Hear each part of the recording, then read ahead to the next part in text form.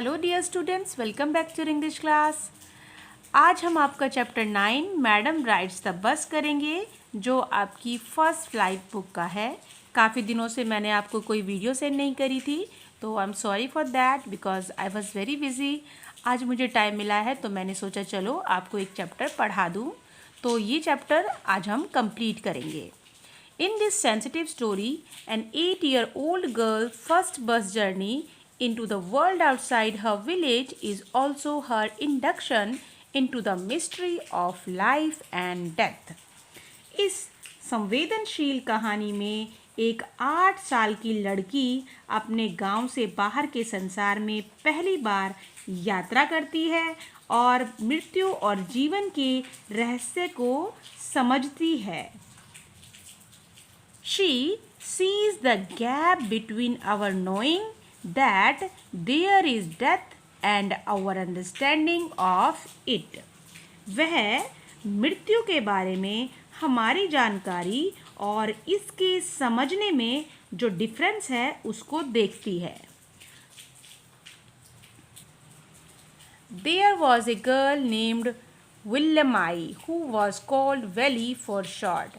She was 8 years old and very curious about things. Her favorite pastime was standing in front doorway of her house, watching what was happening in the street outside, and there were no playmates of her own age on her street, and this was about all she had to do.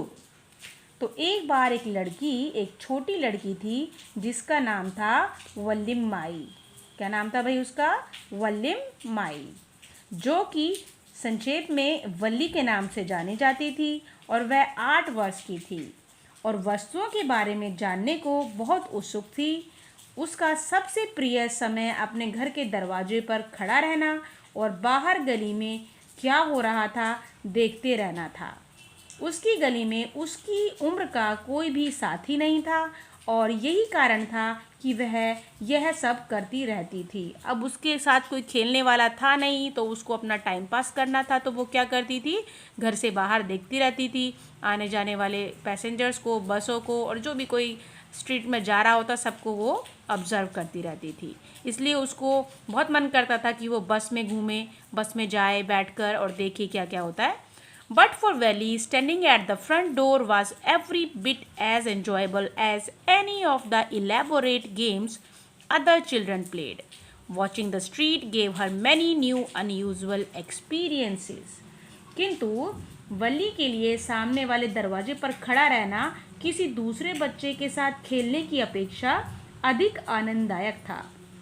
उसको ज़्यादा पसंद था बाहर देखना बजाय कि किसी बच्चे के साथ वो खेले। गली में देखते हुए उसे अनेक अनाकस्मिक अनुभव प्राप्त होते थे। बहुत ही अलग तरह के उसे जो है ना ख़त्म होने वाले उसको एक्सपीरियंस मिलते थे। ये देखो पिक्चर में भी वो कैसे ध्यान से चारों तरफ देख रही है, ऑब्जर्व कर रही है हर एक चीज़ को। उसको ऐसा करना बहुत ही अच्छा लगता था। The most fascinating thing of all was the bus that traveled between her village and the nearest town. It passed through her street each hour, once going to the town and one coming back. The sight of the bus filled each time with a new set of passengers and was a source of unending joy for Welly. तो उसे सबसे ज़्यादा मोहित करने वाली जो बात थी वह बस थी, जो उसके गांव से नज़दीकी के कस्बे तक जाती थी और यह हर घंटे उसकी गली से गुजरती थी। एक बार कस्बे की तरफ जाते हुए और फिर वापस आते हुए इस बस का दृश्य हर बार एक नए यात्रियों के साथ, मतलब हर बार नए यात्री, हर बार नए पैसेंजर्स के साथ वो आती थी और वली के लिए कभी ना ख़त्म होने वाले आनंद का एक वो स्रोत थी। Day after day she watched the bus and gradually a tiny wish crept into her head and grew there. She wanted to ride on that bus even if just once, and this wish became stronger and stronger until it was an overwhelming desire, and Welly would stare wistfully at the people who got on or off the bus when it stopped at the street corner. Their faces would kindle in her longings, dreams, and hopes. If one of her friends happened to ride the bus and tried to describe the sight of the town to her, Valley would be too jealous to listen and would shout, in English, proud, proud. Neither she nor her friends really understood the meaning of the word, but they used it often as a slang expression of disapproval.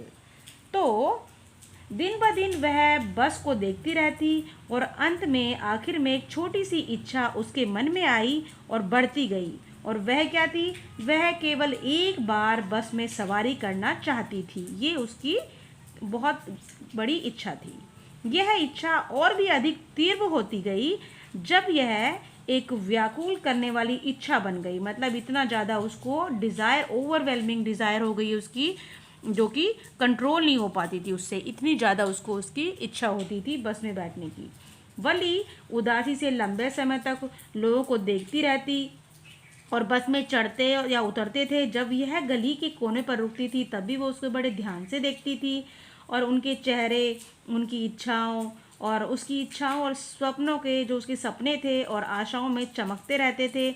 यदि उसका कोई दोस्त बस में सवारी करने का मौका पाता और उसके आगे जो है कस्बे के नज़ारे के बारे में कुछ भी बताता, कुछ भी वर्णन करता था, तो वली उसे सुनने में बहुत ही जलन अनुभव करती थी, बहुत ही ईर्ष्या अनुभव करती थी। उसको बहुत जलन होती थी ये सुनकर, जब बच्चे उसको बताते थे, भाई मैं घूमने गया और मैंने ये चीज़ें देखी।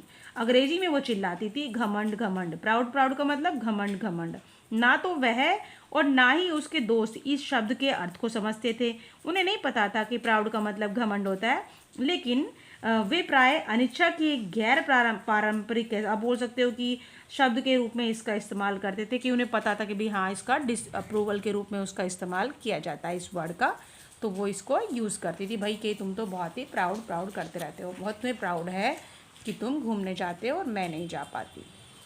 Over many days and months her Over many days and months, Valley listened carefully to conversation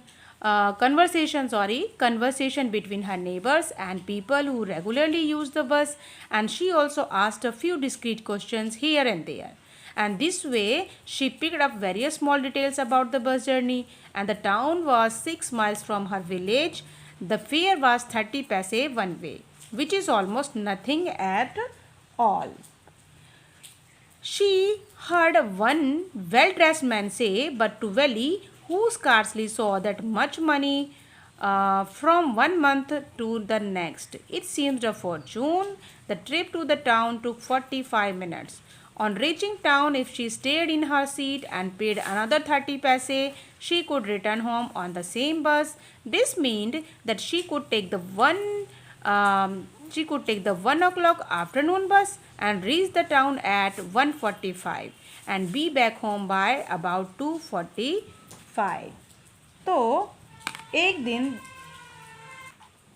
तो कई दिनों और महीनों तक वली ने ध्यान रख से अपने पड़ोसियों को और उन लोगों को जो नियमित रूप से बस में यात्रा करते थे कि आपसी बातचीत को सुना, और वह यहाँ वहाँ सावधानी से संबंधी कुछ प्रश्न पूछती रहती थी। मतलब वो पूछती थी, भाई कैसे जाते हैं, क्या करना है, कितना किराया है।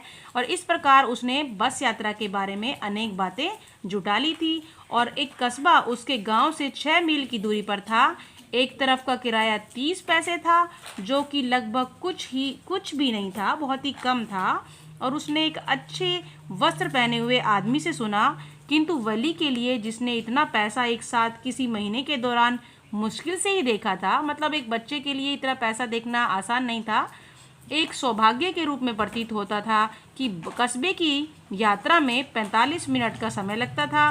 और कस्बे में पहुंचने के पश्चात, वहां पहुंचने के बाद यदि वह अपनी सीट पर बैठी रहे और दूसरे 30 पैसे दे दे तो वह उसी बस में वापस लौट सकती थी। इसका अर्थ था कि यदि वह दोपहर के 1 बजे की बस पकड़े तो वह कस्बे में 1:45 तक पहुंच जाएगी और लगभग 2 बजे तक और 2:45 तक वापस घर पहुंच सकती थी। तो on and on went her thoughts as she calculated and recalculated, planned and replanned. तो जैसे जैसे वह गणना दर गणना करती गई, योजना दर योजना बनाती गई, उसके विचार बढ़ते गए, विकसित होते गए। तो ये था आपका पार्ट 1। अब पार्ट 2 हम नेक्स्ट वीडियो में करेंगे, अदरवाइज वीडियो काफ़ी लंबी हो जाएगी। तो इसका पार्ट 2 मैं आपको नेक्स्ट वीडियो में सेंड कर दूंगी। अभी आप पार्ट 1 समझें और इसको रीड करें।